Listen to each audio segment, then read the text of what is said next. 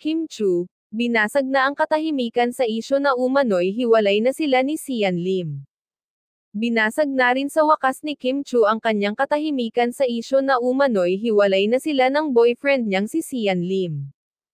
Ito ay matapos umanong mapansin ng ilang netizens na hindi na sila magkasama ni Sian. "Kayo talaga? Baka nalilinlang lang kayo," natatawang sagot ni Kim Chu sa isang panayam. Sa isang vlog ni Oji Diaz, ay ibinunyag nito na ayon sa reliable source ay umano'y parang naaliw na raw sa isa't isa sina Kim at ang ka-love team niyang si Paolo Avellino.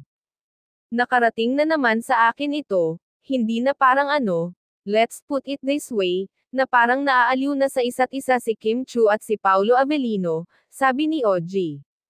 Nakakatulong daw na makapag-move on ang aktres sa paghihiwalay ng long-time partner na si Sian. Sa ngayon daw ay dumadaan sa matinding pagsubok ang relasyon nila. Dahil sa revelasyon ni Oji ay kumbinsido na ang ilang fans na totoong hiwalay na ang dalawa. Ngunit sana daw ay maayos pa at wag nang dumating ang araw na mag-announce ang isa sa kanila.